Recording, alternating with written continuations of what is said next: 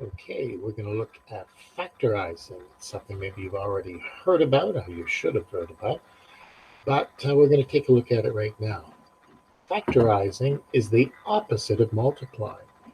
When you expand, if you have a bracket and you have x plus 1, you see a 2 in front of the bracket, it means to multiply. You go 2 times x is 2x, 2 times 1 is 2.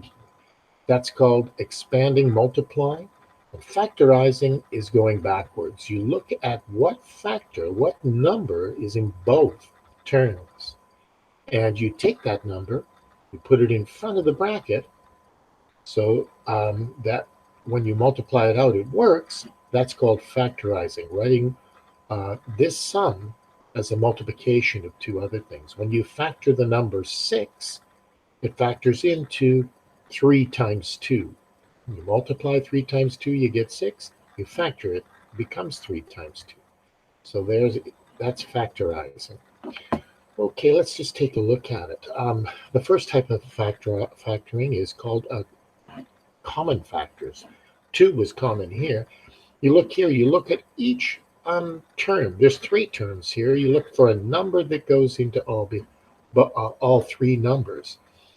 If you wrote them as prime factors, you could see that's 2 times 5, 3 times 5, and 5 times 5. So 5 is common to everything. You put it outside the bracket, and you go 5 times 2x squared gives me the 10x squared. 5 times 3x gives me 15x. 5 times 5 gives me 25.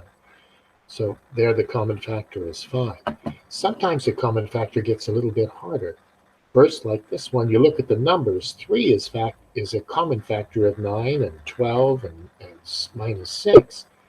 But there's an x and a y in every one of these things. This is x squared, but it's x times x, so x is a factor. And this is y squared, so y is a factor. This is x and y is a factor. So the common factor is 3xy. Now, if you multiply it out, 3xy times 3x is 9x squared y.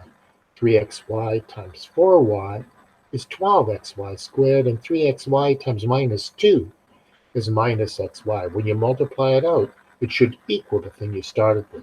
The common factor is 3xy. Um, you have to practice this a lot. And the first set of questions we have is all about common factors. So I'll leave it there and we'll look at the next one in a bit.